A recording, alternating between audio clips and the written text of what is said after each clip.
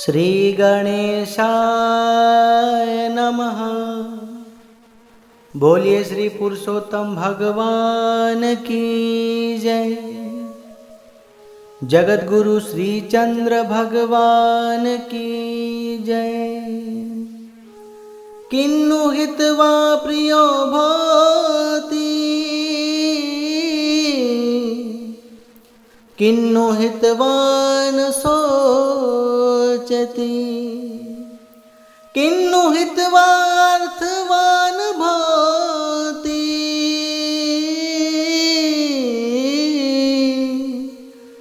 किन्नु हित्वा सुखी भवेत्,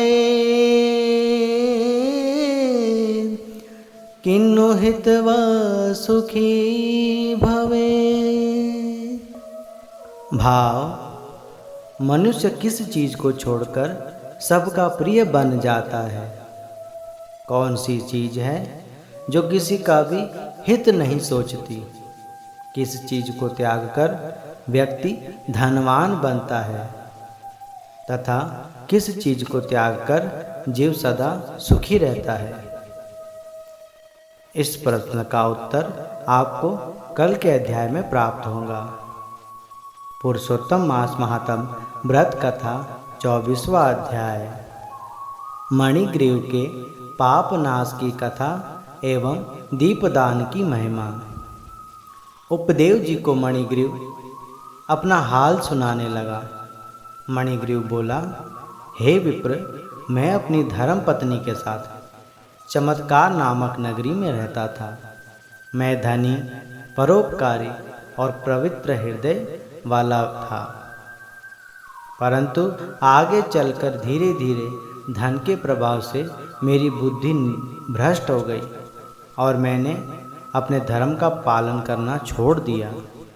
कुसंग पाकर अधर्म करने लगा, मदिरा आदि का सेवन करने लगा, चोरी, हिंसा, पाप कर्म करने में ही प्रवृत्त हो गया। बुरी आदतों के कारण मेरे सगे संबंधियों ने मुझे त्याग दिया। फिर राजा ने भी दंड देकर मेरा घर आदि सब छीन लिया और जो संपत्ति बची हुई थी वह भी मेरे बांधों ने मुझसे छीन ली। इस तरह मैं सभी जगह से अपमानित होकर इस वन में आ गया और यहाँ पर निवास करने लगा।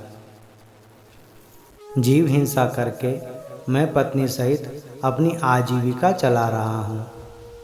मुझ पर कृपा करो। मेरे पूर्व जन्म के शायद कोई सत्कर्म के कारण आज आपके दर्शन इस भयानक वन में मुझे प्राप्त हुए। हे महात्मन, मैं अपनी पत्नी सहित अब आपकी शरण में हूँ। मुझे कोई ऐसा उपाय बताए जिससे मैं इस दुख और दरिद्रता से छूटकर मुक्त हो जाऊं। उपदेव जी बोले, हे मणिग्रीव, तुमने कभी भी दान धर्म नहीं किया, व्रत आदि सत्कर्म नहीं किया और न कभी तीर्थ यात्रा या साधुओं की सेवा की। इसी कारण तुम इतने सब दुख भोग रहे हो।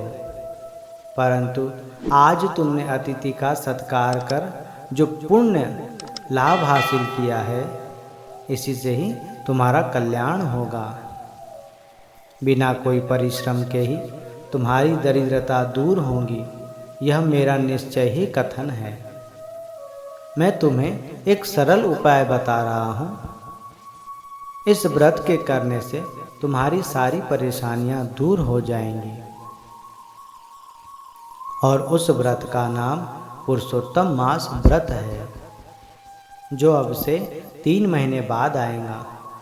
तो तुम अपनी पत्नी सहित पुरुषोत्तम भगवान की प्रसन्नता के लिए दीपदान करना, क्योंकि इस महीने में दीपदान का बड़ा महत्व कहा गया है। व्रत रखने वाले को सोना, चांदी, तांबे या फिर मिट्टी का दिया लेकर उसमें घी या तिल का तेल डालकर वह दिया जलाकर अपने घर के मंदिर में या पुरुषोत्तम भगवान की प्रतिमा के सामने रखना चाहिए। लेकिन वनवास के कारण इस समय तुम्हारे लिए इनमें से कुछ भी संभव नहीं है। इसलिए सरोवर में स्नान करके तुम मास भर इस वन में ही दीपक जलाकर दान करते रहना। तुम दोनों पति पत्नी को मैंने यही उपदेश दिया है।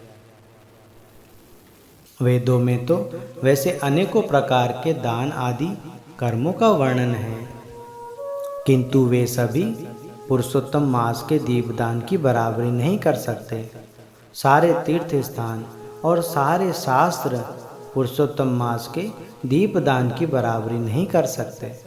वेदों का पढ़ना, गया का श्राद्ध, गोमती नदी के तट का वास सभी उसके समान महत्व नहीं रखते। इसलिए पुरुषोत्तम मास में दीपदान अवश्य ही करना चाहिए। मैंने यह तुम्हें दरिद्रता के नाश की युक्ति बतलाई है। हे वत्स, तुम्हारा कल्याण हो। मैं तुम्हारी सेवा से अत्यंत प्रसन्न हूँ। मैं अब प्रस्थान करना चाहता हूँ। अगस्त ऋषि बोले। इतना कहकर उपदेव मुनि भगवान का स्मरण करते हुए प्रयागराज की ओर चल पड़े। दोनों पति पत्नी भी उपदेव मुनि को आगे की ओर छोड़ने के लिए उनके साथ चल पड़े। फिर मुनि की आज्ञा पाकर पुनः वापस अपनी कुटिया में आ गए। पुरुषोत्तम मास के महीने में उन्होंने भगवान का व्रत रख के संपूर्ण महीने दीप प्रज्वलित किया और व्रत नियम से रहकर उन्होंने संपूर्ण मास इसी तरह व्यतीत किया। उपदेव मुनि की कृपा से और पुरुषोत्तम मास के प्रभाव से उनके सारे दोष मिट गए और उनका हृदय परम पवित्र हो गया। समय अनुसार उन्होंने शूद्र देह को त्याग कर स्वर्ग को प्राप्त किया। फिर वहाँ के सुखों को भोगकर पुनः इस लोक में तुम राजा वीर बाहु के पुत्र चित्रबाहु के नाम से प्रसिद्ध हुए और तुम्हारी पूर्व पत्नी तुम्हारी रानी बनी है। हे राजन, तुम जो इस राज्य का परम सुख भोग रहे हो, यह तुम्हारे पूर्व जन्म में किए हुए उस पुरुषोत्तम मास का व्रत और दीपदान का फल है। राजा चित्रबाहु अपने पूर्व जन्म की कथा सुनकर बड़े आनंदित हुए।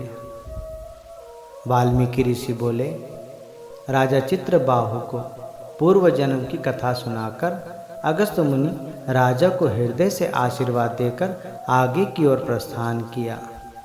श्री बृहद नारदीय पुरुषोत्तम मास महात्म दीपदान बाबत 24वां अध्याय समाप्त।